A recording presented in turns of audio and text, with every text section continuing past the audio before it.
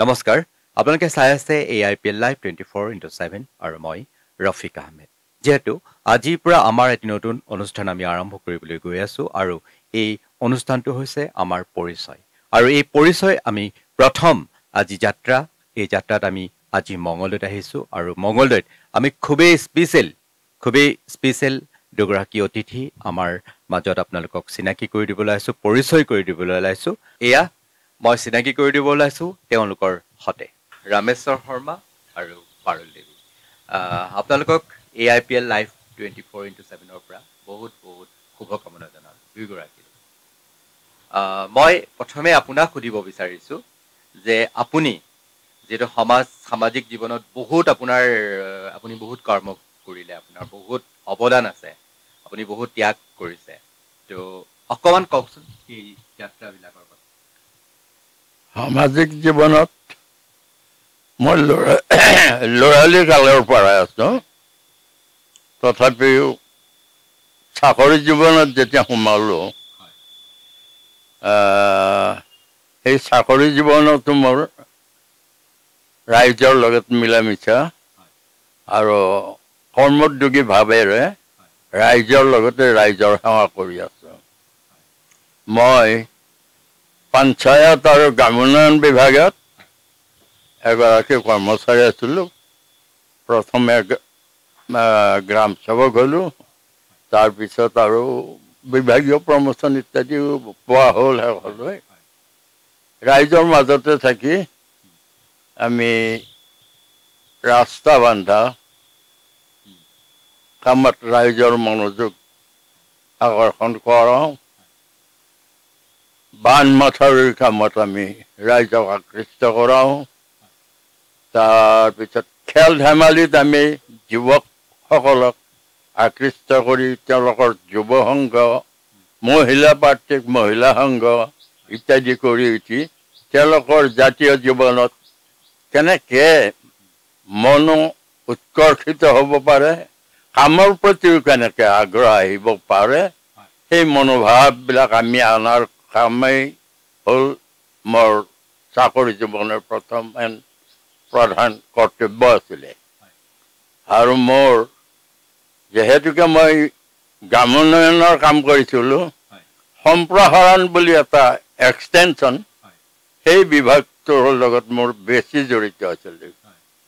মই ট্ৰেইনিঙতো সেইটোত ভাল পাৰদৰ্শিতা আহি পাৰ হৈ আহিছোঁ মানুহৰ লগত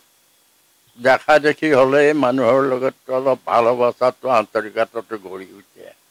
সেইমতে আমি ৰাইজৰ মাজত যিবিলাক হ'বলগীয়া কাম নিজৰ জীৱন গঢ়াৰ কাম সেইবিলাকত আমি মনোনিৱেশ কৰোঁ আৰু তেওঁলোককো আগবঢ়াই নিওঁ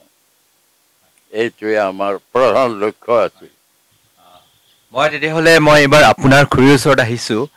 খুৰী কওকচোন যেহেতু আপুনি দাদাই ক'লে খুৰাই ক'লে তেওঁৰ জীৱনত এগৰাকী অনুপ্ৰেৰণা লাগে প্ৰত্যেকৰ আঁৰত এগৰাকী অনুপ্ৰেৰণা লাগে নিশ্চয় আপোনাৰ অনুপ্ৰেৰণাৰে খুৰা হয়তো আগবাঢ়ি গৈছে আৰু আপুনিও যেহেতু মহিলা সমিতিৰ লগত জড়িত বা আপুনিও বিভিন্ন সামাজিক কামত জড়িত কওকচোন মই সৰুৰ দিনৰ পৰাই মই বিশেষ আমাৰ পিছপৰা গাঁও আছিলে গাঁৱৰ মানুহখিনিক কেনেকৈ ওলাব লাগে কেনেকৈ কি কৰিব লাগে সেইখিনি অলপ মোৰ অভিজ্ঞতাৰে মই শিকাইছিলোঁ যেতিয়া মোৰ বিয়া হ'ল মই এজন সমাজ সেৱক পালোঁ মোৰ মনৰ লগত মিলা মানুহ এজন পালোঁ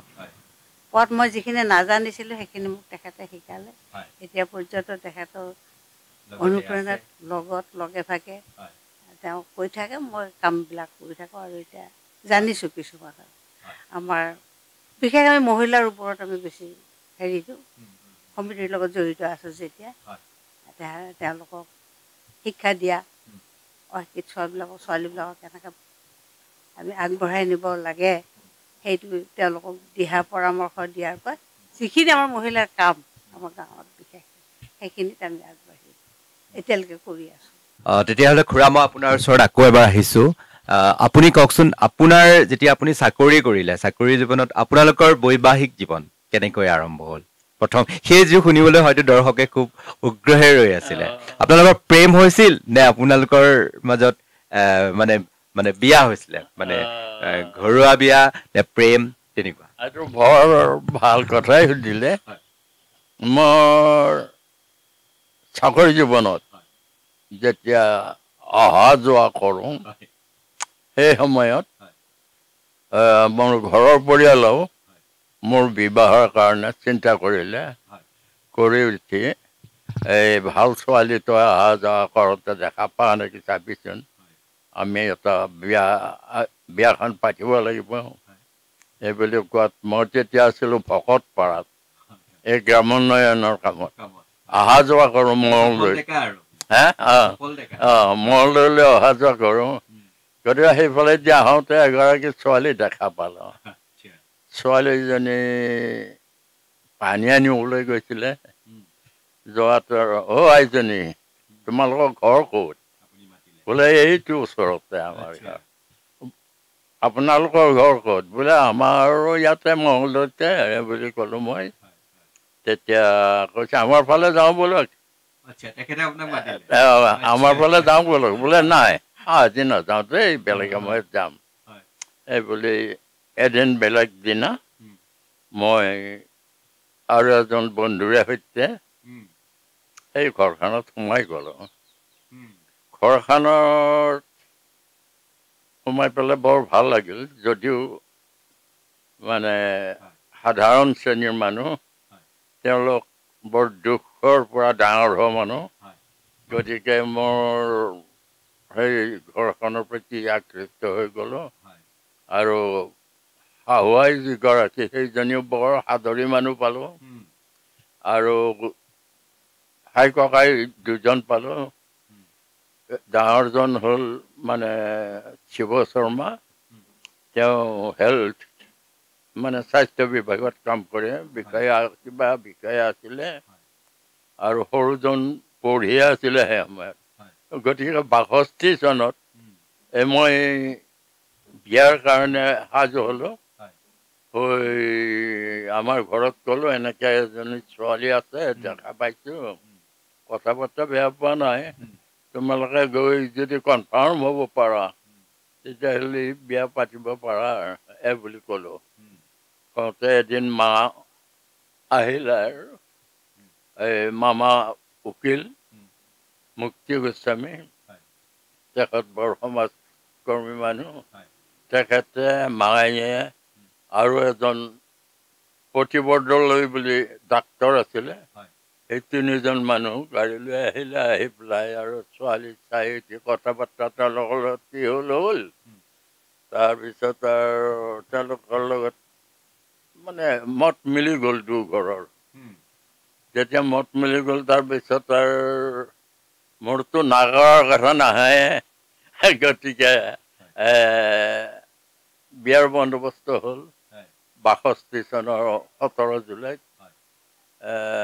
গতিকে অনুষ্টুপীয়াকৈ বিয়াখন হ'ল আৰু বিয়াত আহোঁতে অলপ মানে দিগদাৰী হ'ল ঘৰৰ পৰা ওলাই আহোঁতে এই বিৰাট বৰষুণ আৰু সেইখিনি আমি শিৱাধাৰ পাওঁতে বিৰাট বৰষুণ হ'ল তো আপুনি ক'লে এবাৰ খুৰীক কওঁ যেতিয়া তেওঁ ক'লে যে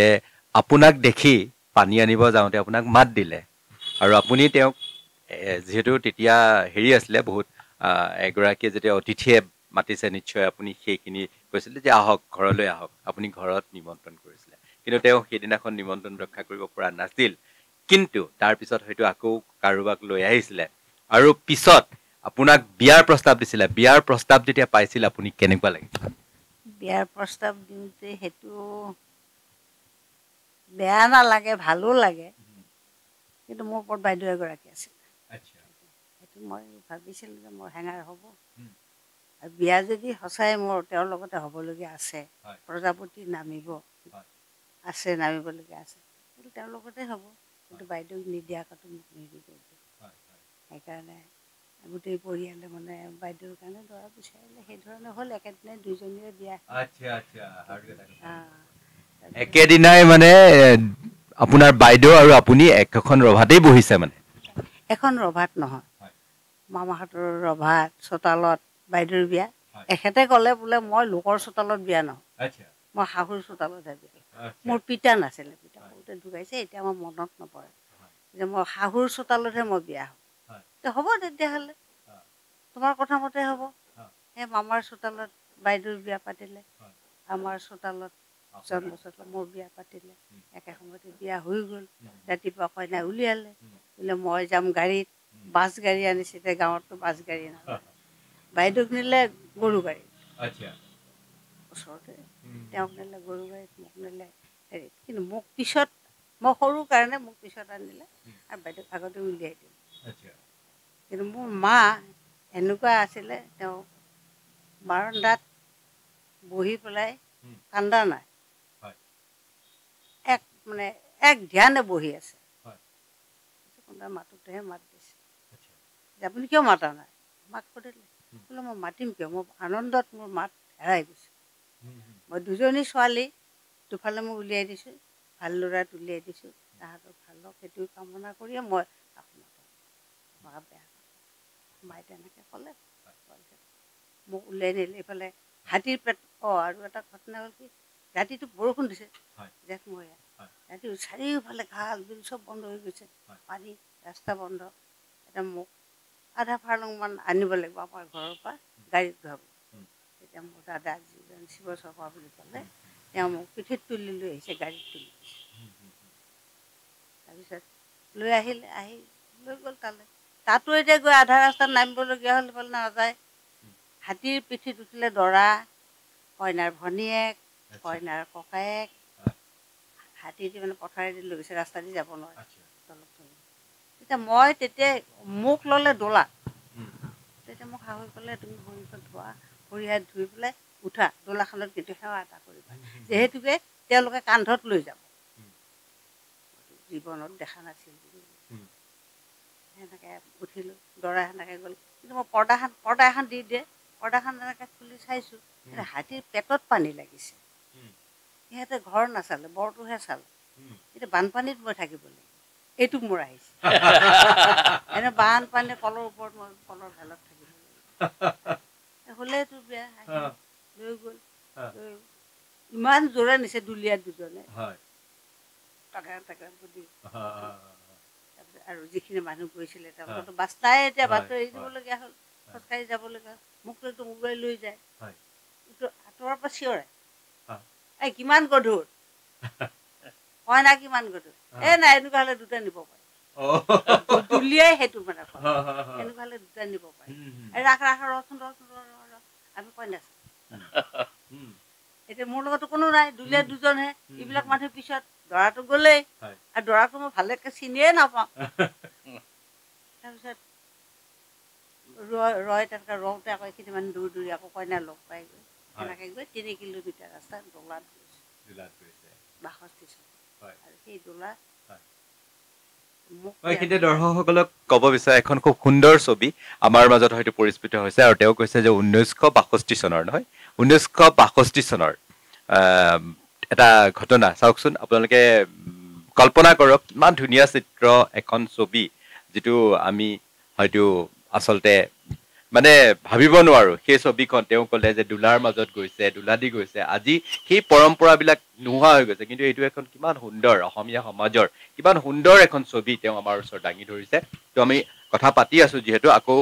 আপোনালোকক মই দৰ্শকসকলক এই কাৰণেই কৈছো আজিকালি এনেকুৱা ধৰণৰ প্ৰায় নোহোৱা হৈ গৈছে সমাজৰ পৰা আজিকালি যিহেতু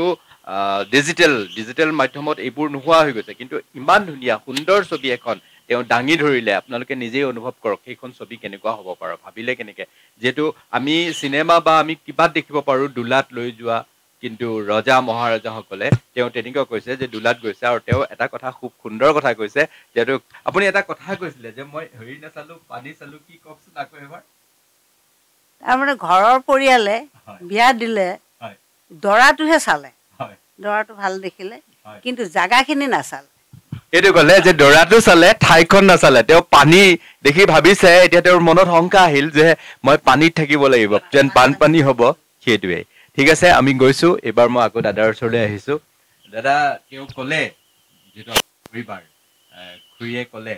যে দৰা চালে ঘৰ নাচালে আচলতে কি বানপানী হয় নেকি আপোনালোকৰ তেতিয়া বানপানী হয়, কিন্তু আমাৰ ঘৰৰ চোতাল বস্তি এইবিলাক নুঠে। এই গাঁৱৰ ভিতৰতে আমাৰ গাঁও ঘৰখন অলপ ওখ আৰু, কিন্তু আমাৰ যি বাটঘৰা আছে, বাটঘৰা পৰ্যন্ত বানপানী হৈছিল তেতিয়া। যি বানপানী হ'ল, বাটঘৰা পৰ্যন্ত হ'ল, আহি চোতালত নাই আৰু। তেতিয়া চোতালত মানুহ ভৰ্তি হ'ল, হৈ কইনা চোৱালে, আৰু সেই কিবা বাঁহী বিয়া পাতে নহয়, সেৱা কৰি উঠি কইনাই সেৱা কৰিলে, তাৰপিছত আকৌ কইনাৰ ঘৰলৈ সোমাই দিলে, তাৰপিছত বাকীখিনি মাই কৰি পেলালে আৰু। আমি আকৌ গৈছো বাৰু, বিয়াৰ কথা আপোনালোকৰ জীৱনৰ কথা পাতিলো। এইবাৰ আপোনাৰ আকৌ সমাজ সেই সেৱাৰ কথা ক'বলৈ গৈছে। আপুনি কবিতাও লিখে, মই জনাত আপুনি কবিতাও লিখে। কবিতা আছে মোৰ এতিয়াও এটা, মই আপোনালোকক শুনালে ভাল পাম। আমাৰ দেশৰ কাৰণে, জাতিৰ কাৰণে, চাকৰি জীৱনৰ পিছত মই অলপ বেছি সামাজিক হৈ গ'লো। দলে বলে মেল মিটিং হাবি জাবি এইবিলাকত যাওঁ, আৰু দেশৰ অৱস্থাৰ লগত, ৰাইজৰ লগত মিলি তাত যাওঁ। আমাৰ অসম আন্দোলন যেতিয়া হ'ল, মোৰ ফাইলটো আনি হেৰি কৰি, অসম আন্দোলন যেতিয়া হ'ল, তেতিয়া আমাৰ মই আৰু দুয়ো আন্দোলনত গ'লোঁ। কাৰণ যিহেতুকে মই আগবাঢ়িলে এওঁ মানে পিছ নপৰে। এওঁ সমাজকৰ্মী পুৰা হৈ গ'ল। আগতকৈ মই যিটো দেখিলোঁ,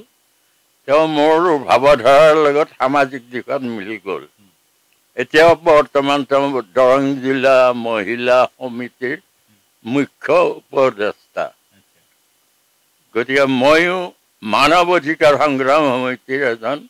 অধ্যক্ষ আছিলোঁ, যেতিয়া আমাৰ অসম আন্দোলন আৰু চৰকাৰৰ, কংগ্ৰেছ চৰকাৰৰ দিনত যেতিয়া অশান্ত অঞ্চল আইন জাপি দিলে আমাৰ ইয়াত, সেই মানুহখিনিক নিৰ্যাতন, জেলত যোৱা ইত্যাদি কথাৰ পৰা যাতে আমি বিৰত ৰাখিব পাৰোঁ,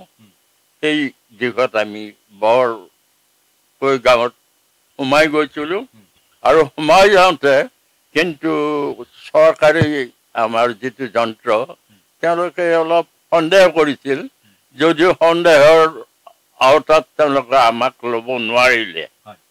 দেখিলে যে এওঁলোক সঁচায়ে সমাজকৰ্মী, মানুহক ঠিকভাৱে ৰাখি আছে, এইটো ভাবিলে। গতিকে সেইমতে মই বৰ্তমানলৈও সমাজৰ কামতে ব্যস্ত আছোঁ। মই কৰ্মচাৰী পৰিষদৰ এজন বিষয়া আছিলোঁ সাংগঠনিক দিশত। সেই সময়ত মোৰ ভালো লাগিছিল। মই নিৰ্যাতন পাইছিলোঁ দেই, পুলিচৰ কোব, 7 দিন জেল, 2 বছৰ জেল, এনেকুৱা টুকুৰা টুকুৰি জেল পাইছিলোঁ।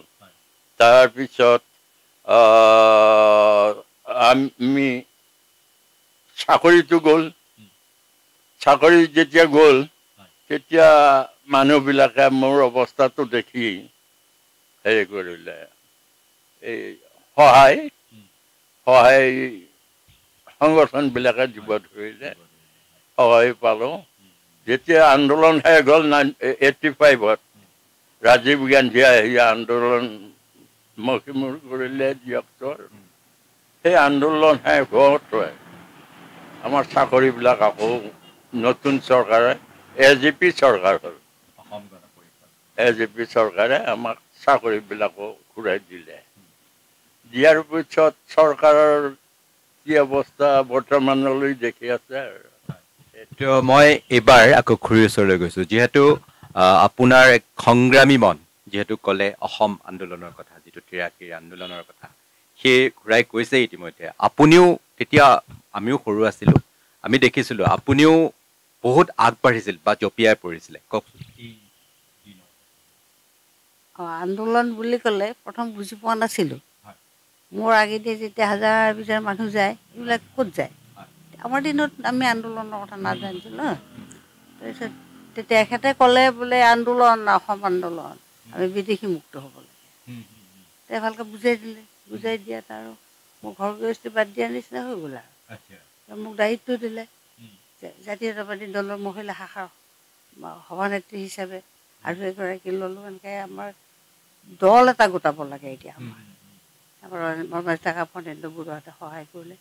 দল গোটাই আমি মানে দিনক ৰাতি কৰি আমি ফুৰিলোঁ, কৰ্মচাৰী পৰিষদ আৰু আমি ছাত্ৰ সন্থাটো আছে। ৰাতি আহি আমাক কয় যে অমুক গাঁৱত যাব লাগিব, তমুক গাঁৱত যাব লাগিব। মই পাঁচজন পৰিয়ালৰ এখন সংসাৰ, ছোৱালীজনী ডাঙৰ, তাইক ভাতৰ দায়িত্ব দিওঁ, পঢ়াৰ দায়িত্ব তহঁতে পঢ়ি থাক, মই এইখিনি পাওঁ। বিজয় চক্ৰৱৰ্তী আহে, পাৰিলোঁ ওলা অমুক বিজয় চক্ৰৱৰ্তী আহে, জয়নাথ শৰ্মাহঁত আহি এনেকৈ এইখন গাঁৱত যাব লাগে, আপুনি গ'লেহে মানুহখিনি ওলাব, অন্য আকৌ ক'ব লাগে আপুনি যাব লাগে। সেই ভাত চাত সেনেকৈ বনাব বাদ দি ইহঁতক ঘৰত থৈ মই তেনেকৈ গৈছিলোঁ। গৈ তেনেকৈ আমাৰ কামবিলাক দিনৰ কাম ৰাতিৰ কাম সেনেকৈ কৰি ফুৰিছিলোঁ আৰু। তাৰপিছত এখেতো যায়, এখেতো কেতিয়াবা আহি খবৰ দিয়ে যে আপুনি আজি ঘৰত নাথাকিব দেই, কৰিলোঁ আজি পুলিচ আহিব কয়। কাৰোবাৰ বিচনাত থাকিব দি লৈ যায়, তাতে থাকি ৰাতি আকৌ ইহঁতক থৈ যাওঁ। এনেকৈ আমাৰ মানে সেই আন্দোলনৰ সেইকেইটা বছৰ সেনেকৈ গুচি গ'ল আৰু মোক কোনো চিনি নাপাওঁ, এনেকুৱা এটা অৱস্থা হ'ল। এতিয়ালৈকে সেইটো ধমনীয়া আছে আৰু এতিয়াও চলি আছোঁ। তেনেকৈ কিবা এটা হ'লে মাতে খুৰীদেউ মোৰ হেঙাৰখন ভাঙিলে, মোৰ ছোৱালীজনীক মাৰিলে, আপুনি বিচাৰ কৰি দিব লাগে। আমাৰ ভূমিকা দিছিল, সমিতি গঠন কৰি দিব লাগে, আমাৰ গাঁওখন একদম কিবা হ'ল। এইবিলাকত লাগি আছোঁ এতিয়া বৰ্তমান।